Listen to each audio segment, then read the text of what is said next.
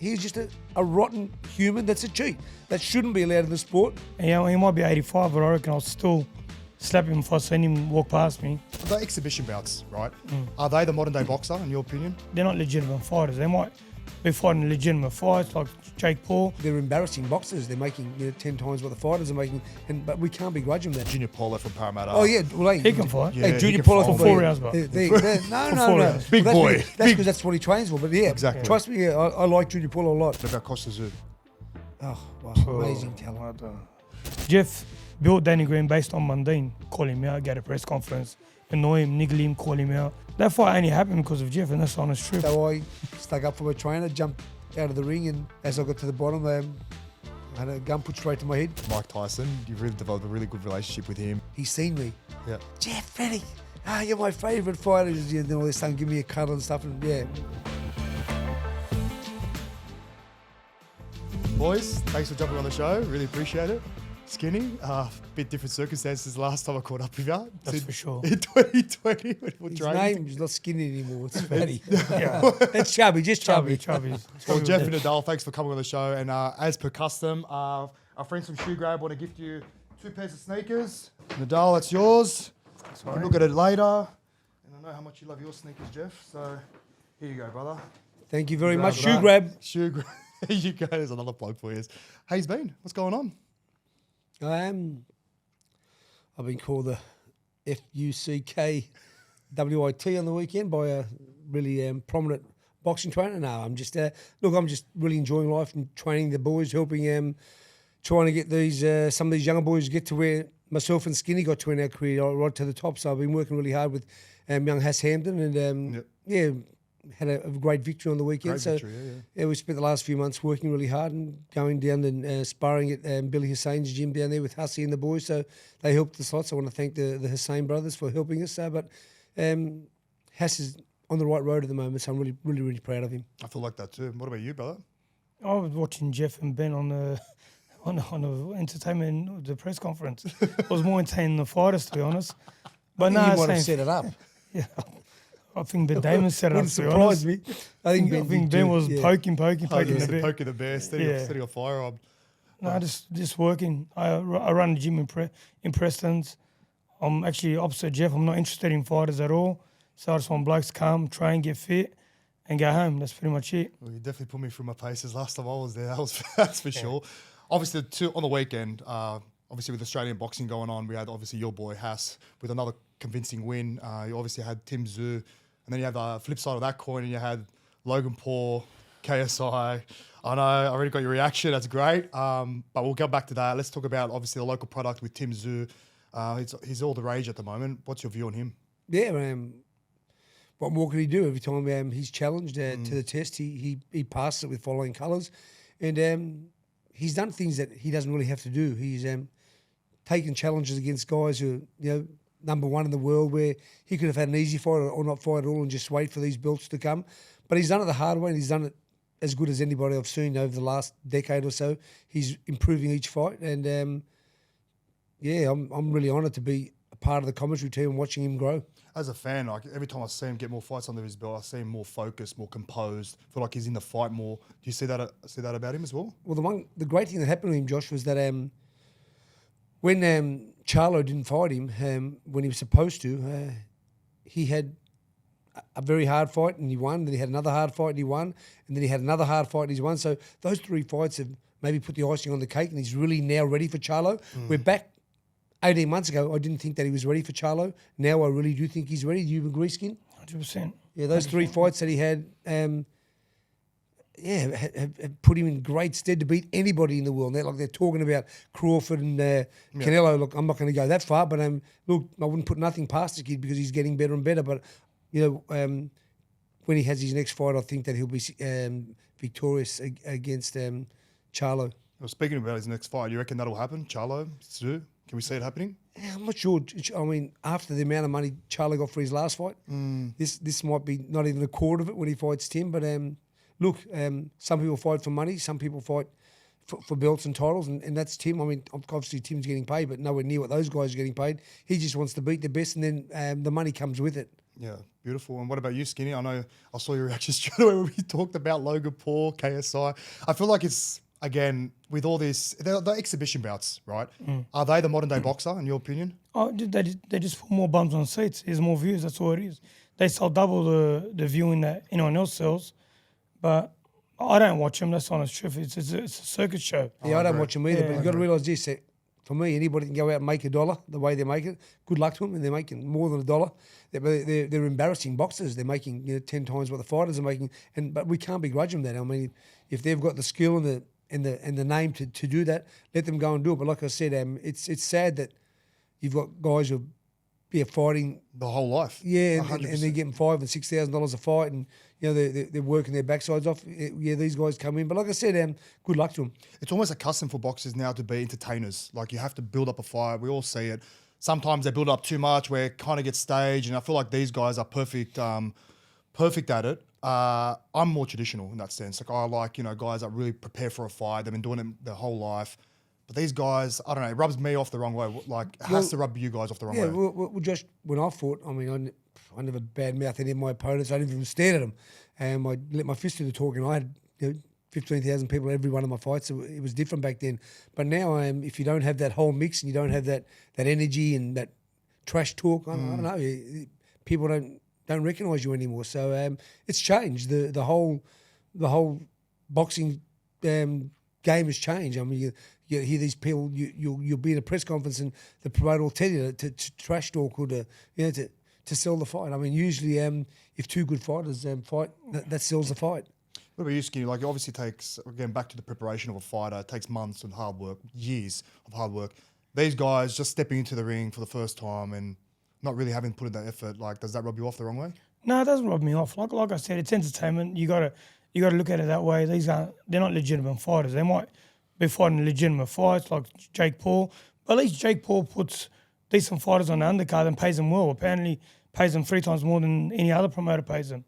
But the thing is now, it is entertainment because the best we have in Australia is the Maloney boys, very respectful, very good boxers, technically and fundamentally very sound. On the weekend, Sam Goodman showed the best performance, Wow, he did, yeah. But it's underseen because they can't entertain. You know what I mean? Like you get 200-300 people in the crowd, then you put Paul Gallen on, then there's 6,000-7,000 people in the crowd. So we don't appreciate talent because when they're fighting, we don't support them either. Yeah, right. We don't go and put bums on seats. We watch it on TV because it's free to air. I think one of the main problems is we don't have a boxing show. We don't have people writing about boxing all the time. We need a boxing person in the Telegraph. We need one in the Herald to write a story every week, and not just about the professionals, about the amateurs coming through, so we know when they can hit the big time when they transfer, and we know about boxing. I mean, I remember when I did Sky KO. Sky KO was a really great boxing show, and we spoke about everything, everybody that was fighting, every show, and it wasn't one promoter. And I mean today, and good luck to them, but Matt Rose and them, they're the really sole promoter in the country. Yeah. I mean, they own the TV rights, which makes it very, very hard for everybody else out there. And I'm not saying Matt Rose and the boys aren't doing a great job, because they are, but there are a lot of people out there that are suffering because they've got great fighters that aren't being seen. And we're talking about great fighters. I mean, Tszyu, great fighter. Pacquiao is as good as anybody in the world, and we're really not getting to see him. We'll see him now because he's with the Zone and stuff, but he wasn't promoted through Fox and through the Australian media, which is sad because he's such a great fighter. Almost sounds like favouritism. Well, I'm about favouritism, but like I said, if you're not in the right pot, you're not getting cooked properly. Well, speaking on again with Tszyu, arguably one of the best father and sons duos, in the boxing world. Obviously, you've got Julio Cesar Chavez, and obviously with Tim. Can you see that? And obviously now you got your boy Haas following his father's footsteps, Nedal. Yeah, but no. Look, without doubt, Tim deserves everything that he's got. He's worked, like I said, he's worked his backside off. But there are other guys out there that, like I said, the Joe Pataya's, some of the other fighters, like the Maloney boys and other fighters. Like, I mean, there's Taylor Robinson, who's a girl fighter who I hear is just about to fight for a world title very soon. I think she's going to fight for the world title. We don't know her. Nobody knows her. It's sad, and sometimes when they become world champions, it's too late, because then they're taken overseas by the people. And they don't get the recognition they deserve from the Australian public. I agree. I've been training with a girl named May Solomon. I don't know if you've heard of her, up and coming boxer as well. Have you heard of her? Yeah. Yeah, so she's got a fight coming up this weekend, and she told me as well the struggles that she's in, like just trying to get her name out there, you know, trying to get sponsors. Like she pretty much has to do that all herself, and you guys would have went through that as well, like coming up as, you know, juniors. Well, so my boys are pretty lucky because obviously they got my name, so I'm able to get them sponsorship and stuff. But like it's tough out there. I feel for a lot of these other fighters who I know can fight and who I know are as good as anybody else in the country that just don't get an opportunity. tell me about your journey coming up. No, but I'm saying today's fighters lose money on themselves. Like if they're not working and they're living at mums and dads, they could run PTs and make $1,000, $1,500 a week. They're not getting that for a fight. Fighting every 3 months, getting 4 or 5 grand. It doesn't even cover costs. That's the honest truth. Doesn't make sense. The discipline, the dedication they put into the sport, it doesn't pay you back. That's on unless you make it like Tim and the league guys. But like I can't see many people that are going to retire comfortably without having a job. That's all. That's the honest truth. We retired straight into the workforce. We couldn't stop. Yeah, we had sponsorship while we were fighting. Thanks to Jeff, they sponsored Jeff. They weren't sponsoring Skinny or Hussey. They were sponsoring Jeff. That's the honest truth. Knowing all that, and it sounds like you got a constant uphill battle. What made you choose to stay at it, stay on the course, and become professional boxers then? For me, is anything I knew how to do. That's the honest truth.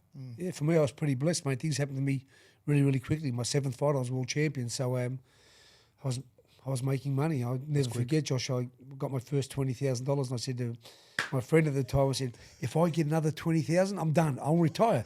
You know, and that's how I Big money felt. back then too. $20,000. Big money. Wow. So yeah, I thought, wow. And you look, the more you get, the more you want. The more you get, the bigger your head gets. The more you get. Like you listen. Fame and fortune changes everybody, and I try to, for sure. you know, and nobody teaches you how to handle that. Or now we're getting taught, but back in the 80s and 70s, and when you got money, you got money, you share it with your friends. It wasn't about investing. There was nobody really giving you good advice. And look, the world's changed for the better, and people are realising, you know, what their worth is. But like I said, some of these guys who are just out there battling, then don't get to fight on TV.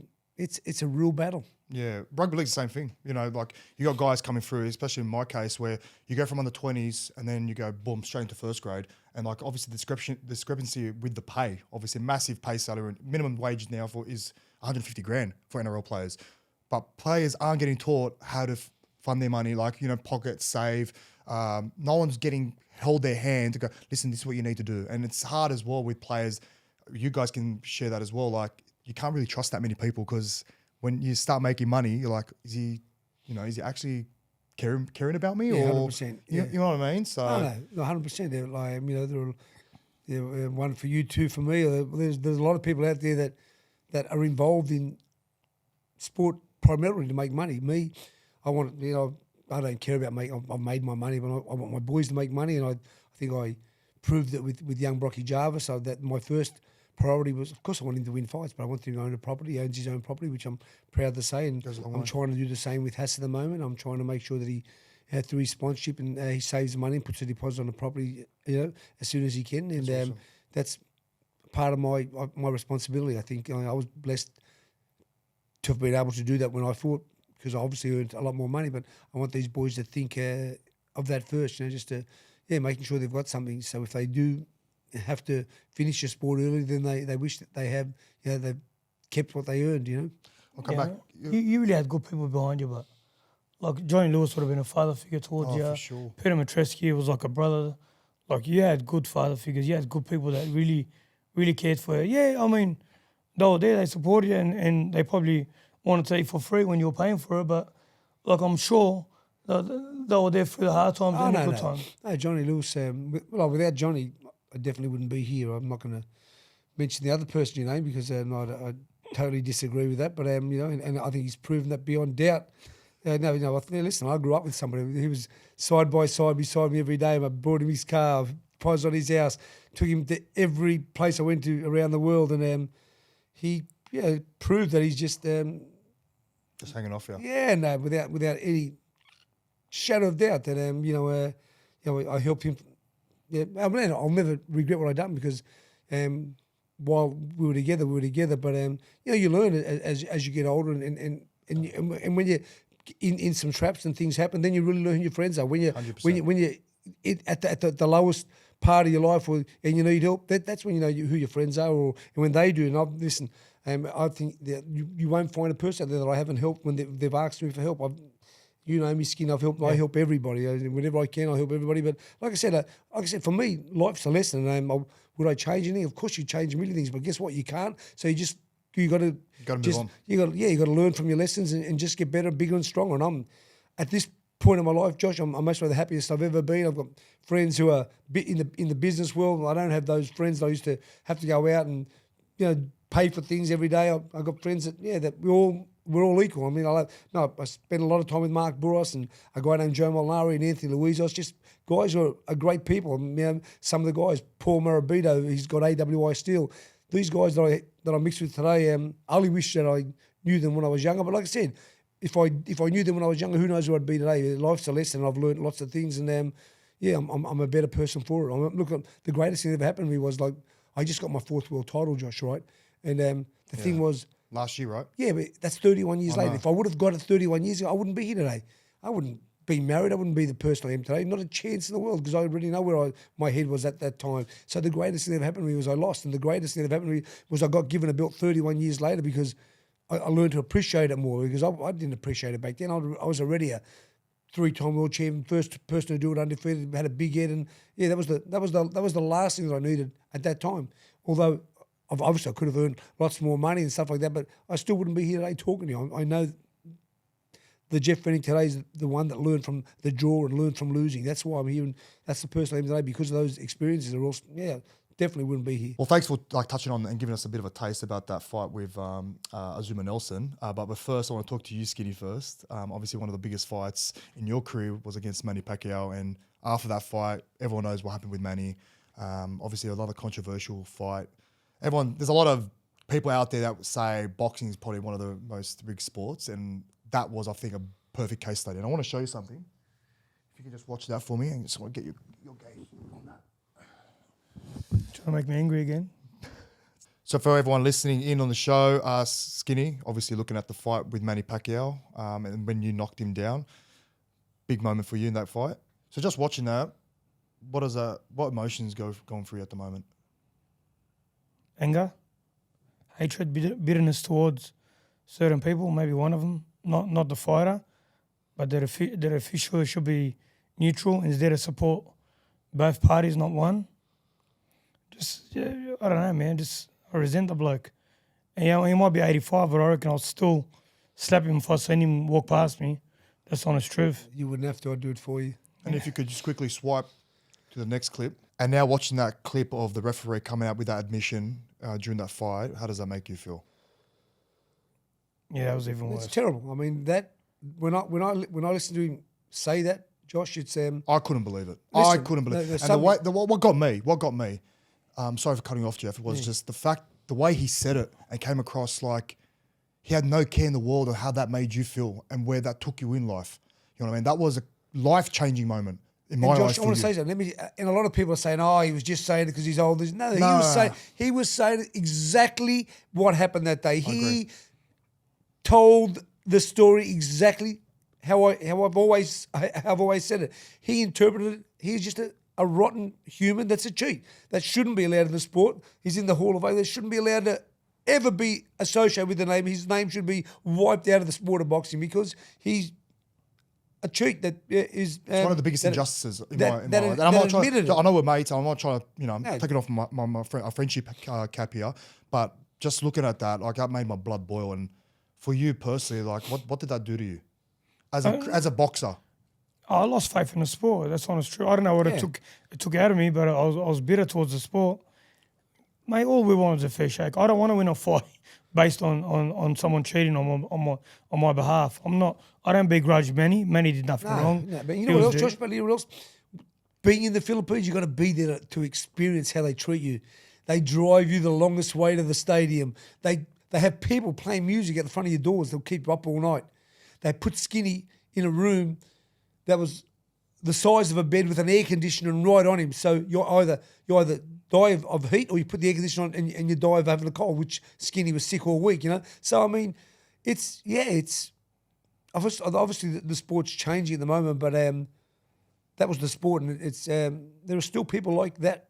Excuse me, that rat in the sport today. There are still people that crazy. I don't know that how are like him, I don't and know how he's it's still allowed. yeah. For him to be able to get away with what he said, and for people to laugh and put that on. Well, in a way, I'm happy they did, because but again, it just degrades the sport of boxing.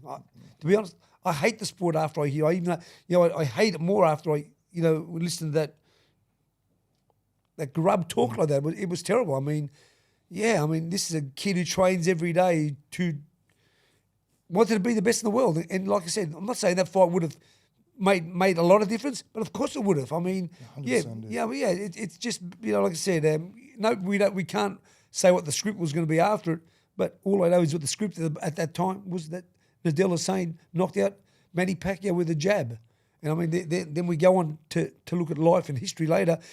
Won 8 world titles, but what I'm saying is, in heavier weight divisions, for me, it's really strange to see somebody get knocked just about out with the jab and then being able to fight the likes of Miguel Cotto and Ricky Hatton. And so it's a strange world we live in, a strange sport. And, I don't know, strange. What do you think, Skinny? Oh, I definitely don't think he was clean, to be honest. People don't grow from 50 kilos and knock out legends and Hall of Famers, and it doesn't happen. Not in boxing, it doesn't happen. I apologise for bringing that up again, but I feel like it's my duty to kind of raise it, because no, it is. Like you guys said, like there's not enough broadcast around Australian boxers, and that again was a massive injustice. It needs to be brought up, and the world, the boxing world, need to know. And like I said, if he's done it once, how many more times would he have done it? He's refereed hundreds and hundreds of times. I mean, and how many other referees do? Like I said, this is a sport where there's just a red corner and a blue corner. These referees and judges that get flown into whatever state or country, they wined and dined, and all of a sudden... And that's another thing with refs. It should always be a neutral nationality. It should never be a Filipino ref refereeing a Filipino boxer. There's already, straight away, off the bat, a bit of bias with that. It have to be. It's just human nature. There wasn't a bit. If you heard what he said, it was like... My problem wasn't that. My problem was after it.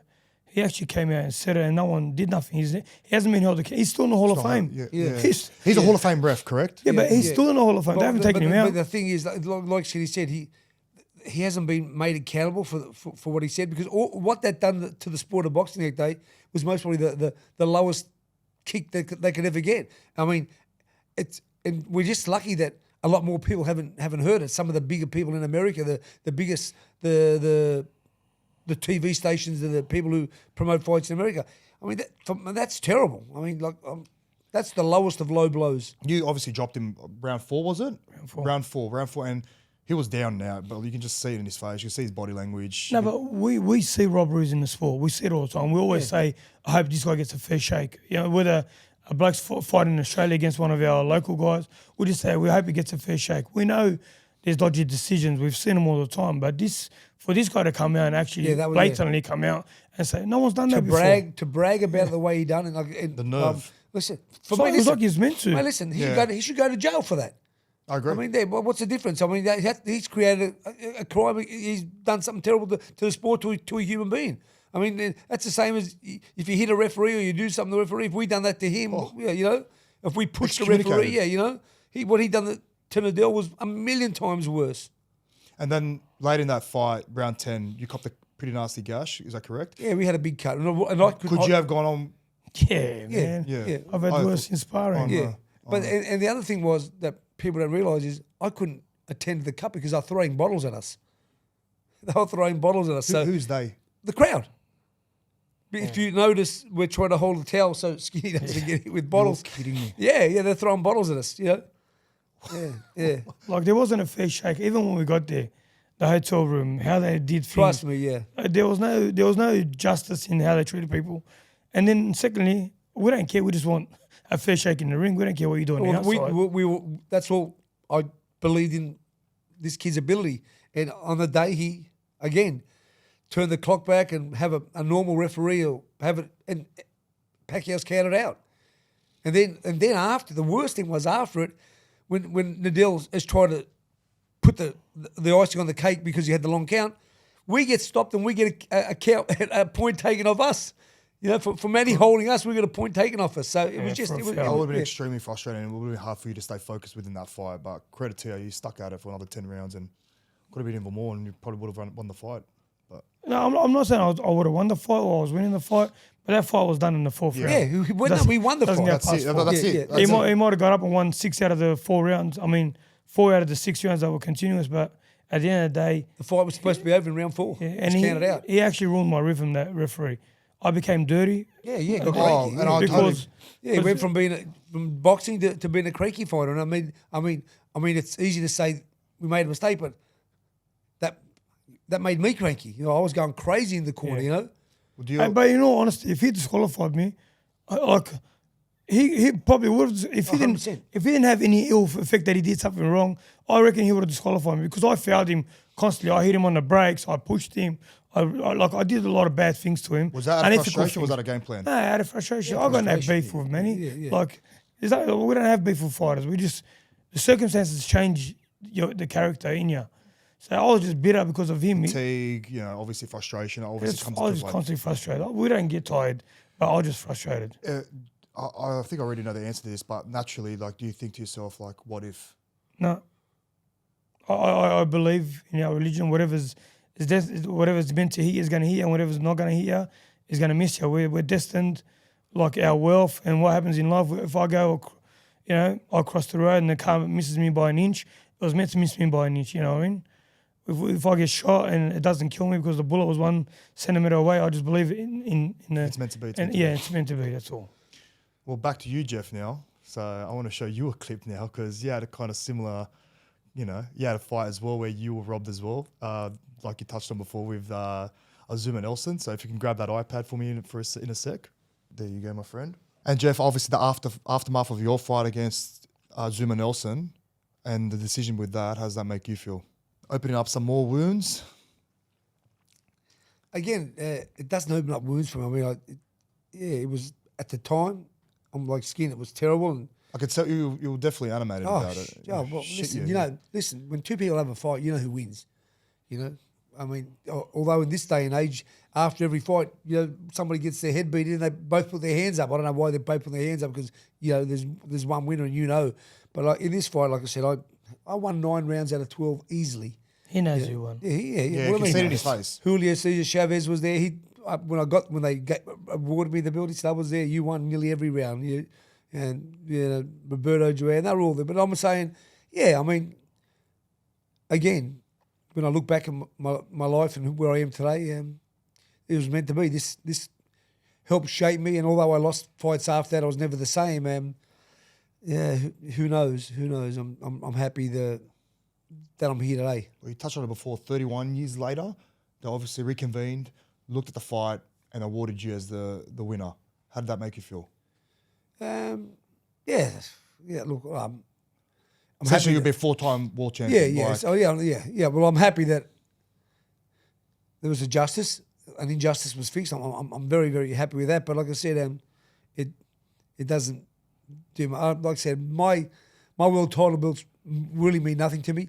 What means to me is when I get off a plane, if I see Roberto Joanne or God rest his soul, Marvin Hagler, or any of those guys, when they used to see me, they were really excited to see me. And when I get credit from the people who fought, from my peers, that's when you know you made it. When you're respected by other fighters, that's when you know you made it. I don't care about my belts. What was the aftermath after that fight for you? I was devastated. Like I said, back to the hotel, home the next day. I was quite devastated. And all I wanted to do was win, and that's again. These guys who are in the corner, these referees and judges, they don't even do it on purpose. But they like I said, if I'm your best friend, you think that I'm going to do something for you. Me, when I do my commentary, I just say it the way I see it. I don't care if it's my best friend, if it's my somebody else training somebody. That's what it's supposed to be. I'm just going to call it the way it is. And these guys, like I said, these referees and judges still to this day, they get off the plane as a promoter. You wine them, you dine them, you send them somebody to their room because that's human nature.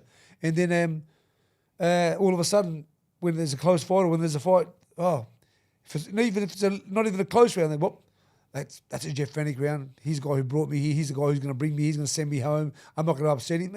That's not what should happen. These guys should get there the day of the fight, just get in the corner, do their job, and go home. Not talk to any of the officials. Don't talk to the promoters.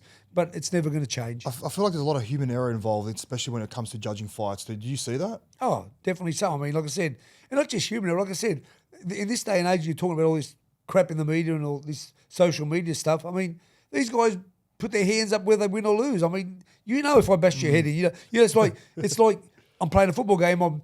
The game's over and I lose 26-0. I'm jumping up and down as if I won. That's what these guys are doing in the opposite corner. They're pretending they won the fight, just hoping that maybe the referee or judge not just made a mistake, but done something for a promoter or done something for somebody, and they're happy to put their hands up. None of my boys ever, and I Skinny, his brother, Nedal, Victor, we fought to win, and we never got decisions. We either won the fight or we lost, and that's how it was. And none of these boys that I ever trained would even want to win a fight if they didn't win it. I couldn't believe that one of my boys would say, it was never. If we lost the fight, we lost. If we won, we won. We knew that. I'll ask the same question to Skinny. Where did that take you going forward in boxing? Yeah, I believe I was never the same after it. Why? Again? Bitter? Resentful? Yeah, a lot of things. Yeah, a lot of things. But the thing was, I'm like Skin. I just think that what happened was meant to happen, and after I was never the same. I'd never been hurt sparring in my life. And the boys can tell I sparred guys who were heavyweights and did all these things. I was that big guy that I wrestled that time. Skin was the guy that could break the bars. Remember him? You know the guy. What's his name? The guy from breaking bars. What kind of bars are we talking? He could open Gladiator. What was the movie? Gladiator. You know the guy, the big giant Aussie guy. Oh yes. Well, somebody brought him up to the gym to wrestle me one day. How did you go? Well, I wrestled him. Big Nathan came and wrestled me. Before he wrestled me, he did a reverse kick. Remember, knocked the bag off the thing? You're joking. Yeah, but I wrestled him. You wrestled him? How'd you go? Skinny was there. Skinny, how did he go? Oh, he didn't ever lost the battle in front of me, that's for sure. Far out. You know. Even sparring, he was sparring blokes when he was 36, 37. They were world ranked and in their prime, and they spoke a lot of smack, and they were jumping out after 3-4 rounds. Well, there's a famous story we can tell it, Skin. Well, there's a loved one to do. Yeah, he went on to become a world champion. Yeah. Well, he sparred Skinny, and I just knew how good Skinny was. I'm trying to say, Skinny, this is what you need to do. And Skinny, he said, you do it, Jeff. It's all right. So the story is that what happened to me, Skinny? He was getting the better of me, and I was getting frustrated. I said, fuck, I can't get through his jab. He goes, fucking says he get through his jab. Then he put gloves on, and obviously after 3 rounds, the other bloke jumped out. But that's not the story he tells. No, fucking, who's going to listen to him? Yeah, well, you're known for your body punches. Oh, yeah. But I was frustrated at Skin because I just know how good he is. Anyway, but like I said, and apart from that, I mean, do you remember when I sparred those big Samoans in the gym? Yeah, we sparred a few. Is this a wrestling gym or is this a boxing gym? And we sparred certain blokes that Jeff will bring out of the cafe in Maryville. I don't know, blokes that used to talk a lot of smack, they used to come. Any footballers? No. Talk about bad officials. You footballers got cameras and eyes everywhere, and you still that's the problem. I feel. But in saying that in boxing, it actually takes something out of you. And we've seen fighters in history that have been robbed. They've never been the same. You know, I don't even know. Yeah, 100%. I don't even know what happened to me. But like I said, I've never been ever sparring. I got back after Vegas and I started training again a couple of months later, and I started getting hurt sparring. And I told Johnny, I said, Johnny, I just got hurt sparring. And he goes, what? I never, like in that fight with Nelson. Head-wise? Just rocked you in a way that you... Yeah, I got hit and I shoot, I'm never. And I sparred hundreds of rounds with Jeff Harding, Alan McNamara, all light heavyweights. All of these guys never hurt. And then all of a sudden, bang. And I think maybe that's a sign. But yeah, but again, you always think you're going to get better and you're going to be okay. But like I said, it's one sport where you don't have a teammate to help you, mate. When it's gone, it's done, you know. How do you two link together? Oh, we met at Newtown PCYC in '97. Wow. Yeah. I got kicked out of the PCYC at Belmore. I trained there when I was in school, actually. Did you? Yeah, a couple of times. Yeah. I spent a couple of weeks at Johnny's, but Johnny was very, very busy at the time. Jeff wasn't. We had a teammate, Pierre Karam, who was training with Jeff at the time. Pierre was with one of my friends last night. Yeah. Oh, wow. So Pierre asked me, you should jump on board, man. Johnny's not going to look at you twice. Even though he was there, and Johnny's always been respectful, but you're just one of the sheep in the flock. Because Costa was Costa. Justin Rousel had elite guys there, and we joined teams with Pierre Karam. And then Pierre went on to move to America. That's amazing. Then it was me, then Nedal got on board, then my brother got on board, and the chain continued. The 2000 Olympics, 8, 9, 10, 12 people, the Olympians jumped on board, and Jim went from 3 to 4 to 14 and 15. You know? That's crazy. Yeah, we had a great team. We had great memories. All these boys traveling the world. We did some crazy things. We had some crazy sponsors. Some characters, I'll tell you. I can imagine. I can imagine. We had a guy named David Viola who was really generous to all the boys. We had Froggy.com jumped on board, and it was. We had a crazy ride. We had a look. Again, I'd love the boys. If the boys are fighting today, let me tell you, I'll guarantee you, him, his brother, they'll all be world champions. But it's just a different era. It's different. Well, you got your justice. I'm hoping one day you get yours, brother. I really do. I don't need justice. I mean, you know yourself. As long as you know yourself. I just want him to be held accountable. Yeah, I agree. Nothing else. I agree. I hold him accountable. Don't say he said it in a amusing manner. Of course, in a joking manner. The only thing he got wrong was he called me Hussein and not Hussein. That's the only thing he got wrong, because the rest of it was on point, man. Like, it was scripted. Yeah, it never left his head. He would have had a guilty conscience. I tried to kill him that day, remember? Yeah, I know. I couldn't get him. Lucky you didn't. Yeah. Thank God you didn't. Just figure of speech, guys. No. I tried. Don't worry. I was after him. Don't worry about that. I can imagine, man. Yeah. Oh, I don't. He never effed again. Yeah. He didn't. No. He would even go. If I was. You're kidding. That was his last fight. Yeah. If I was at a press conference, he wouldn't go near it. He wouldn't go to the conventions. He knew. Yeah. Like I said, people look at me and think, oh, Jeff. I love my boys. I know what they go through. I know what they go through every day to be put in that position, and then to have an incompetent referee or an incompetent judge do something to my boys. I'm going to be vocal. And sometimes if they're vocal back to them, I'll be more than vocal. Good on you, brother. No, so you should. Yeah. I think that's why everyone respects you. No. Well, like I said, the ultimate judge is the mirror, Josh. I can look at it every day knowing that I respect who I am. Like I said, we've all made mistakes, but like I said, if I make a mistake, I'll be the first person to apologise. If I'm right, I'm right, you know. So you've obviously travelled the world globally. One person I want to talk to you about, obviously, is Mike Tyson. You've really developed a really good relationship with him, and how did that come about? I won the runner-up boxer in the world. I got an award, and as I'm standing waiting to go up to get this award, Ray Leonard won the boxer of the year. I got the runner-up. Mike Tyson and Don King start to walk down the hallway and through the seats there, and he's seen me. Yeah. Jeff Fenech, you're my favourite fighter. And then all this time, give me a cuddle and stuff, and really, it made me pretty proud. And then I got my award, and we spoke for a little while, and then I ended up fighting on his undercard. But prior to that, I'd go to Vegas, and when I was there, you just had to go past the Versace shop, and Mike was always in there. It was locked up, and all the people outside. So I become very, very close friends with him. And then, as everybody knows, I trained him for a few fights, and to this day, we're very, very close. Yeah. So you still keep in touch? Yeah. I spoke to him a few days ago. Yeah. And what's he doing with himself? Do you know? Smoking weed and making millions and millions of dollars. He's got a weed company. He's got more money now than he ever had fighting. It's legalised. That's crazy, right? Yeah. Crazy. Like, boxers can't obviously smoke weed. But Mike, like I said, I've taken people from all around the world to meet him. And me, I've never had a smoke or a drug or a coffee in my life. My friends who are similar to me, they meet Mike Tyson, I'll smoke weed with him. I've had to carry people out of the room. Our good friend Angelo had to go. I had to carry him out of the room. He was the funniest guy ever. They just want to try weed with Mike. Yeah. Me, I don't need. Well, it's a great story for you guys. I was sitting out the backyard with Mike one day, and he was telling me these stories about how a couple of his pigeons the rollers were hitting the ground. I said, Mike, and I'm trying to think.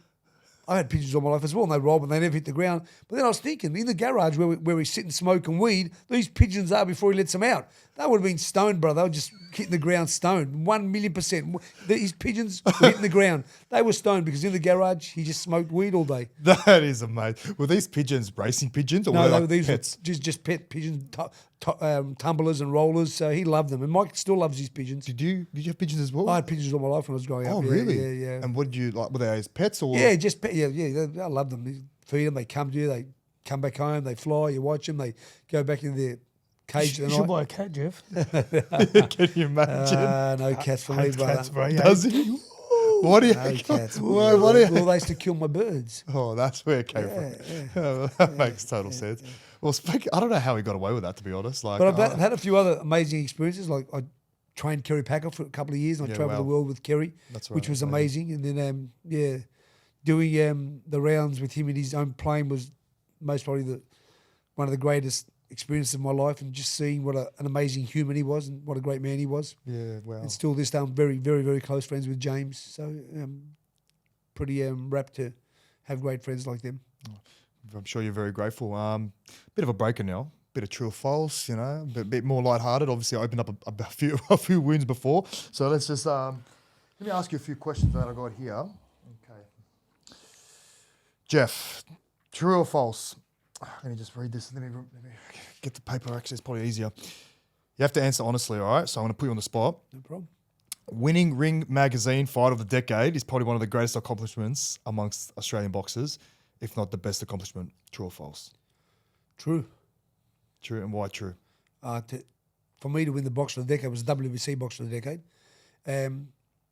with the likes of Hagler, Hearns, Leonard, Tyson, is a huge thing, and it's something that I'll never forget. You know, when they called me up to and told me that I'd won that, it was pretty surreal for me. Like, Can imagine. yeah. But they're like, again, to get that respect, like I said, from my peers and those people overseas, yeah. Amazing achievement. Skinny, Nedal, true or false? Boxing is back in Australia. Large part of that is due to Tszyu. True or false? Currently, right now, last Currently. 3 years, yeah, 100%. I think Mundine put boxing back. Team like Bill Morty ran it through the 90s and Jeff in the 2000s, and I think Mundine put a spark in the sport, and I think all the footy entertainment.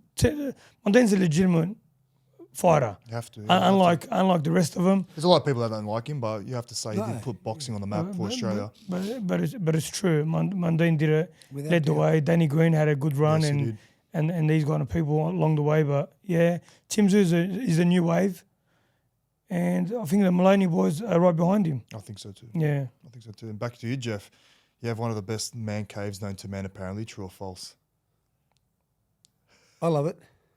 I've yet to say it, so I want to see it for myself. got a So poker you love it, but it's table. a true or false question. Yeah, So it's true. It's got a bit of a poker table. It's got a big theatre in there. Plus, got a wall with memorabilia? no, not just my memorabilia, but it's got a photo wall with everybody I've met Oh, wow. throughout my travels, and photos of me, Skinny, and Will Smith, and De Niro, and Donald Trump, and LeBron James, and Magic Johnson, and Shaquille O'Neal, and the list just goes on. You know, so I love it. Yeah, people love it. Yeah. Skinny, the who's who, mate. The who's have you been in it?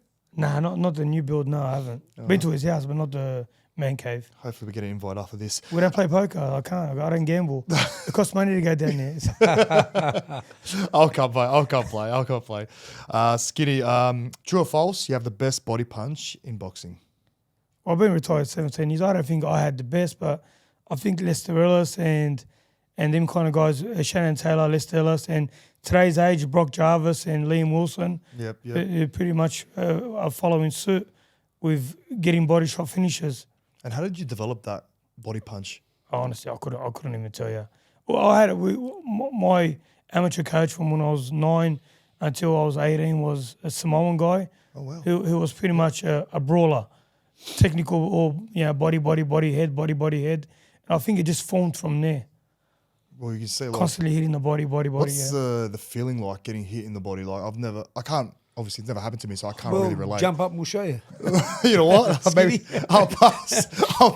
Well, you should trust me, pass, because it's a completely different feeling than getting hit in the head. But it's just like somebody just pulls a plug out and you lose all the air in your tire. It just goes in, and when you hit in the right place, it's painful. Is it more towards the back or more literally right on the side? Right here, under the rib cage? It can be the side or it can be right into the middle. Yeah. That's a nasty feeling. It's the worst feeling in the world. That's the honest truth. Yeah. Have you copped on yourself? I've been hurt to the body. I haven't been down in the body. I think Costa Zoo hit me. I think my lungs came out twice. But I've never been down for body shot because you choose to go down. Yeah. That's the thing for body shot. Yeah. Because you get here and you go, oh, whether you go down or not. Yeah. What do you think? What's happening next? Yeah. Can't imagine. Jeff, do you play rugby league growing up? It's all I wanted to be. Josh was Really? what you done. Yeah, it's all. Yeah, I'd give all my belts back. I wanted to play.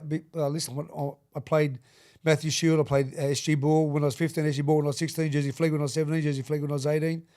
And so I represented 5 years in a row. And then I was 46 kilos playing rep football against guys who were 70, 80 Up your kilos. weight. And then all my friends, the Michael Speechleys and the Bronco Najuras, they all got graded, and Darren Farr and the Bofield boys, they all got graded. When I went to the New Zealand Police Citizen Youth Club one day to have a fight with some people, and they weren't there, and I was walking through, and I seen a room that said boxing.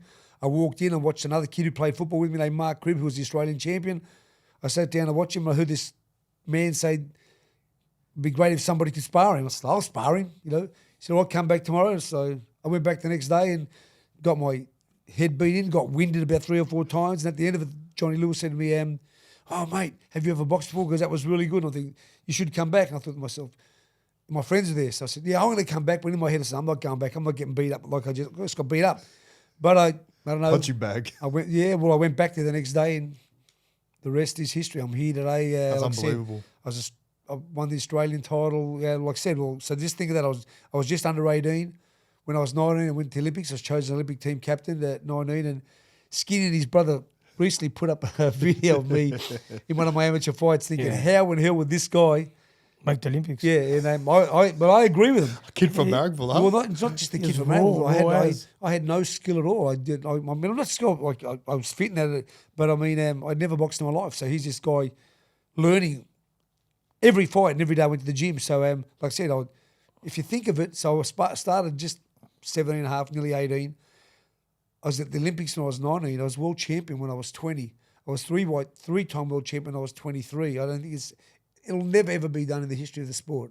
I mean, there's some things that have happened recently, but people don't know what I done and how quick I done it. Well, you just touched on a good example. Like, skill will always come after. Like, you don't have to be the most skillful fighter in the early stages of your career. You know what I mean? Same with rugby league players. Yeah, you learn. You definitely develop that over time. But as long as you have the hard work, the persistence, and you have that drive, like, they're the main 3 pillars, I reckon, for any professional. Well, I'll say something that Skinny might remember. Like, every time that I got on a plane because I represented Australia at the King's Cup, the President's Cup, and I went to Northern Ireland for the Commonwealth, not for the Commonwealth Games, but for the Commonwealth titles. They wouldn't let me fight for the Commonwealth Games selection because they said I only had like 6 or 7 fights. But the person who won the bronze medal for Australia, when he came back, I fought for the Australian title and I stopped him. But we used to sit there, our teammates on the plane, and every one of them, I hope we don't have to fight a Russian. And I used to think, excuse me, but I'm not going to say, far out. What are these guys that they're scared of certain nationalities? I mean, I don't care who I fought. I just wanted to fight. 2 arms, 2 legs. Yeah. They're a human, I'm the same. But our Aussie guys were all totally scared of fighting Russians or Americans. Did you hear that, Skinny, when you were fighting? No, we heard it. And you know what? I was probably one of them that said, because we won the matches on the strip. You're fighting guys with 200-300 fights. That's all they knew how to do. So for a bloke with 20 fights to make the Olympics is unheard of. It doesn't happen. You know what I mean? So for us, we're intimidated. We're still going to go down and have a fight, but you want an easy run through it. Do you get it? Yeah, I totally understand what you're saying. You don't want to get a European first up and get knocked out in the first round. My 3 Olympic fights, between them, they had over 500 fights. I had 25 when I got there, I had 28 when I finished. You know, that's absurd. And I won a medal. Really, I should have had a medal. Yeah. Even if I lost my next fight, I was guaranteed a medal until the jury overturned my decision. So, and I'm not just saying it, but I mean, I don't think anybody in the sport of boxing's ever really done what I've done as quick as I've done it.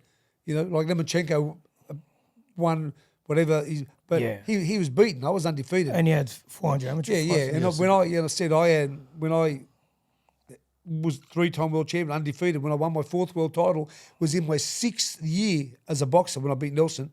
And Floyd Mayweather took 10 years to do that. Look, I wasn't there when he was fighting, but I can tell you now, Jeff would have burnt himself out. That's from seeing him, even when we trained hard, and we're very Jeff would have had a lot of fights backed up, back. I reckon he'd burn himself out. His career that he done in 5 years, someone takes 20 years. Well, you got to think. Josh, I used to spar the light heavyweight champion of the world. I sparred a guy named Matthew Saad Muhammad, who's one of the greatest fighters in history.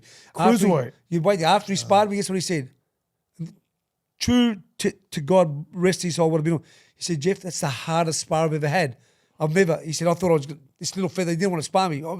So he was supposed to spar Jeff Hardy. And I said, I'll spar you. He says, how are you going to spar me? How are you going to spar me? And I said, I sparred Jeff Hardy. So I got in there after I beat the living daylights out of him. He couldn't believe it.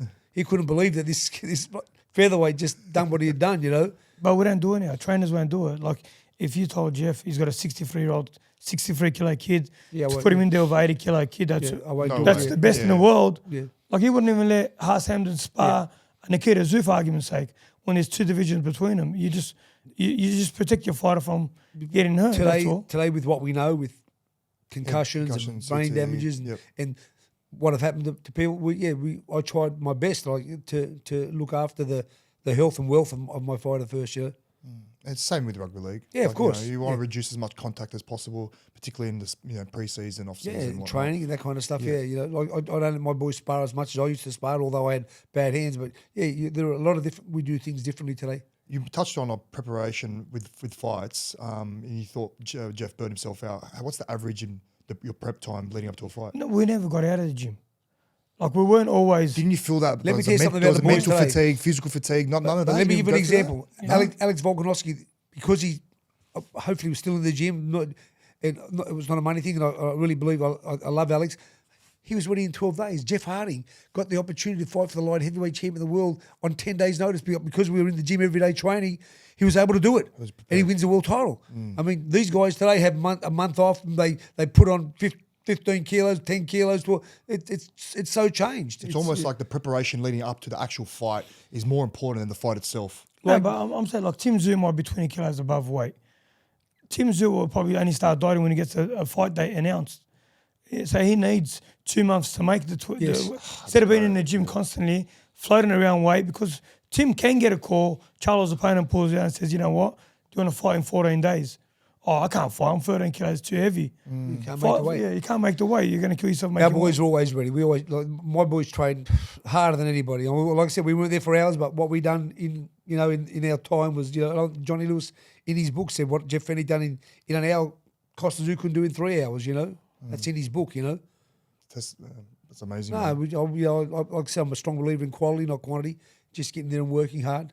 Did you ever play rugby league growing up? Yeah, until I was 16. Who did you play for?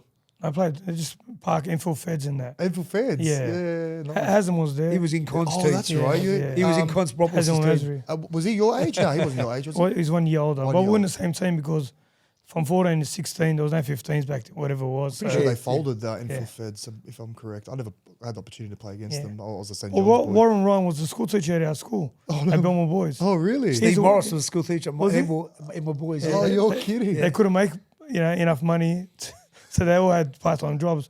But even when we grew up in Belmore, all the Bulldogs players were council workers. Yeah. They all worked for the council and they went to training, and they all smoked. All of them. I heard the stories of boys just puffing diaries in the car park, and I don't know. I just can't work that out, man. If I was to have one cigarette, I wouldn't breathe. I can't bloody breathe. Yeah, I'm with you. You're the same, right? I've never had a smoke in my life. I've never had a drug in my life. That's amazing. Never. It's amazing. Never had a coffee in my life. You never had a coffee? No. God help us all if you had a coffee. Yeah. But that's what they say. You wouldn't believe it because he's always on the go. Like, I know. What keeps you going? Man, one coffee for me, my head's bouncing off the walls. If I had two, Are you God help us. Serious? Yeah, I'm the same. I can have 5 and go to bed. I'm normal. People like you that just come doesn't make sense to me. That don't make sense. Yeah. Who do you guys support growing up? Dogs. Till now, dogs. Dogs. Yeah, well, I was a Newtown supporter, and then when Newtown folded, Parramatta. And growing up, was there someone that you both looked up to in the rugby league world?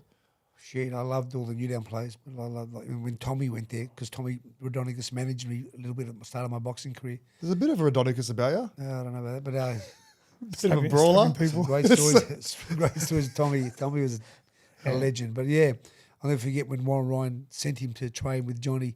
He'd be vomiting and just keep training. Yeah. Oh, Tommy, yeah. Legit? Yeah, 1,000,000%. Ask Johnny. John knows the story. Yeah. Well, there's a lot of players, like, before the game, you just hear them, like, violent. Nervous. Nerves. From what? Alfie used to vomit Yeah, Alfie, Come on, bro, I yeah. don't get it. from Yeah. nerves. I don't know. Just nerves, like just the build up, the anxiety. There's just a combination of emotions that go through your body at the same time, and then what do? You just spew. Like I've heard some violent spews in my lifetime. I tell you that. Like, Mick Echo was like that for a fight. Yeah. who's your all-time goat of all time? Boxer. Oh, boxer. My favourite's Roberto Duran. I think I love Roberto, but when I think of the greatest heavyweight ever, I think it was Joe Louis. And I think maybe the most skillful fighter ever, without doubt, was Ray Robinson. But in my era, Ray Leonard. I think and like I said, I love Floyd, but You know, I asked for one, yeah, like not 1,000. yeah, I know, but I love Floyd. But I think that Leonard, Hearns, yeah, I think they all. If you had to pick one, yeah. if you had to pick one, who would it be? Roberto Duran's my favourite. Yeah. What about you? Julio Cesar Chavez. Yeah, that's a hard one to compare. Yeah, that was my era, but we grew up in the 90s. Mm. Duran was on the outer. Duran was, floating. He was always good as a lightweight and a welterweight. After that, he was just a guy that, won a fight and lost a fight. But at welterweight, he was phenomenal. Currently in the NRL circle, who do you think has what it takes to be a boxer? Skinny? Boxer? NRL Shit. player. Maybe Cleary? Cleary?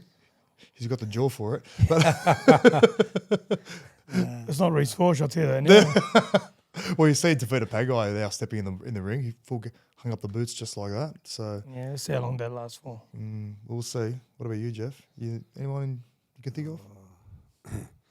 Look, when Gallen done it, I trained him early. I always thought that he's still underachieved because I think that he could have got better.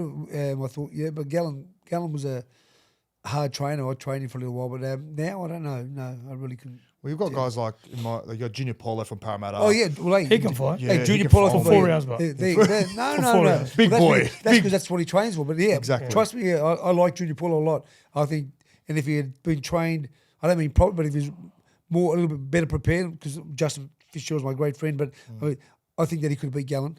I'd let him fight I Gallen. think any day. SBW beats Gallen. I Yeah, think he well, loses. that's the biggest. I think he loses. No, but what everyone doesn't understand is that Gallen turned down the fight. So And I know.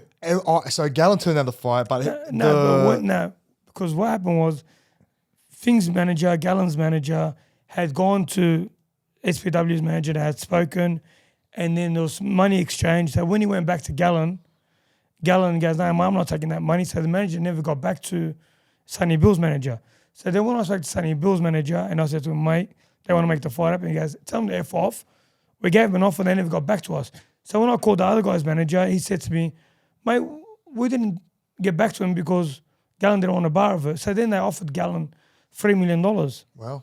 Yeah. Sonny was going to get 5, Gallen was going to get 3, and then Gallen said he wasn't up for it. Not really chump change, is it? Yeah, No. can't comment. That's why I don't really know. But like I said, all good. What about your all-time NRL player? Who's your goat? Sterlo.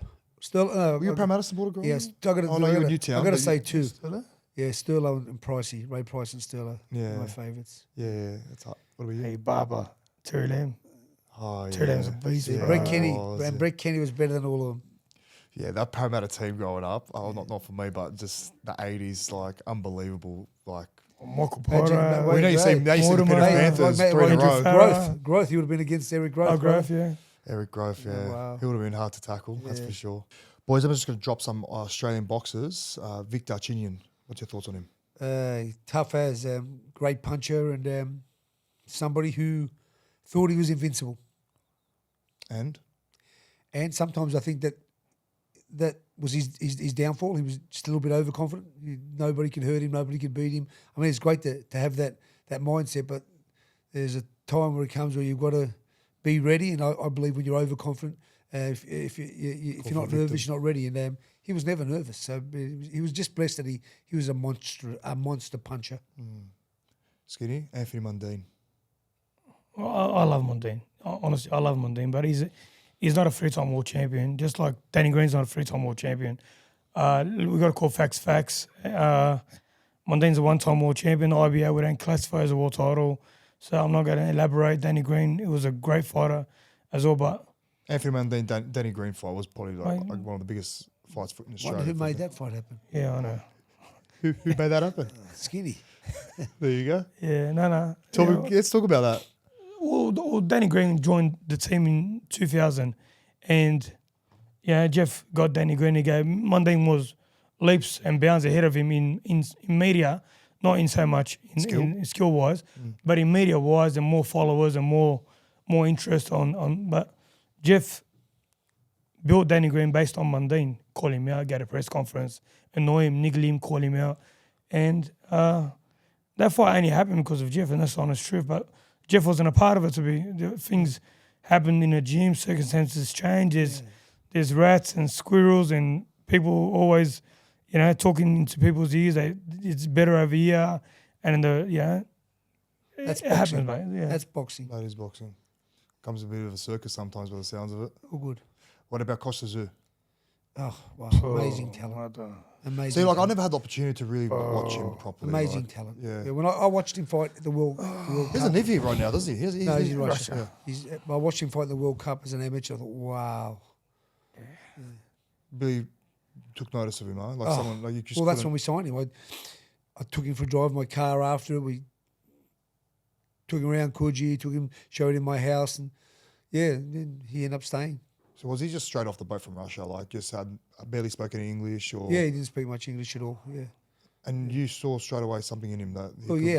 Me, Johnny, Bill Morty, we all saw something in him. Yeah. What do we? He was phenomenal. Yeah. He's like the World Championships is regarded as like the cream of the cream. De La Hoya was there, and like elite guys that like this guy outshined De La Hoya, and De La Hoya became a superstar, and they peaked together. Costas is a different level. Yeah. Like if you tell me Costas or Floyd Mayweather, I tell you Costas. Yeah, wow. That's honest truth. That'd be cool. But then if you tell me Costas and Oscar De La Hoya, I tell you, I don't know. He was that good. Yeah, well, styles make fights, don't they? Yeah, that's they do the make crazy fights, thing that people don't realise. Styles make fights, Okay, last one, Johnny Lewis. Tell me about him. I will say without doubt not the greatest boxing trainer in the world of all time, but maybe the greatest human. He's Man management skills. His care. He was a person that you would die for. I'd take a bullet for him. I had a gun put in my head for him one night. What? Yeah. You don't RSL. Bit of a altercation happened, and they were yelling at him. you. So I stuck up for my trainer, jumped out of the ring, and as I got to the bottom, I had a gun put straight to my head, and it made me. Wow. Still, I wouldn't have moved if but it was. Yeah, but Johnny was that kind of person that. Yeah, you jump in front of a car for you would take a bullet for you. If he told you to jump, you respect him so much. What about you, Skin? Yeah, he's a people's person. He always made you feel important. Made you laugh. You know what I mean? Like, made everybody was the same. Made everybody feel the amazing same. trait to have. He never panicked. Like even in the corner, he's very like Jeff will be he'll be like, Skin, just get on the jab. Just be, Like, he was always patient. He was always calm. He was never negative in any manner. You need that as a trainer, I reckon. You need that because obviously being in the ring. not for everyone, but Well, not for everyone. Everybody. Some people need to be yelled at. Some people need to be spoken softly to. You got to know that. You got to know what you got to know what button to press to get the best out of your pupil. Well, thanks for the insight, boys. Jeff, just quickly, I want to ask you about Huss Hamden. What can we expect of him? He's obviously had a really good career so far in his early stages. What can we expect? I expect him to get better each fight. I think you've got to realise he's had 7 fights. He's already beaten the Australian champion. So I don't want to slow things down. I want to try to get a couple of international opponents, but he's very, very blessed. Got a great team around him. Having his dad there. I mean, I love seeing his dad with him because that's amazing. Not many people know that, but he was second in the world at one point. Yeah, behind Oscar. Behind Oscar, yeah. We couldn't get the fight. We tried really hard for Nedal to fight Oscar De La Hoya, but later fought for 2 titles. But look, Hass has got the world at his feet, and it's up to Hass now. He's got to do a lot more homework. He's got to do a lot of work on his own, and I think that if he's prepared to do that, which I'm sure he is, we'll see the best of him over the next 12, 18 months.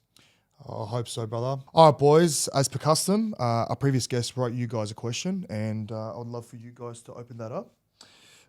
Either. Whoever wants to grab that off me. There's an envelope there. Jeff? Whoop. Yep, that's all right. From the Fox. From the Fox. From the Fox. If you weren't an athlete, what would you have done with your life? Again, I'm going to answer this the way Skinny would. Only God knows. But I'm very, very sure that I wouldn't be sitting here today. I may have been in jail. And I'm just blessed that I've met a beautiful human by the name of Johnny Lewis. Wow. What about you, Skin? I've always liked cars, and I've owned cars, and I've worked at dealerships. So I'm going to say as a salesman, a legit honest salesman. That's really come by. All right, boys. For our next guest, you guys got the privilege to write the next question. So whoever wants to take the reins of that, Skinny. Skinny? Nah, you. You right, Skinny? Could be anyone. Yeah, what's up? Yeah. Nah, you go. Thanks, boys, for coming on the show. Really appreciate you taking your time. I know you guys are training the up-and-coming boxers of Australia, but until next time, thanks again. Thanks Thanks, you. Good boy.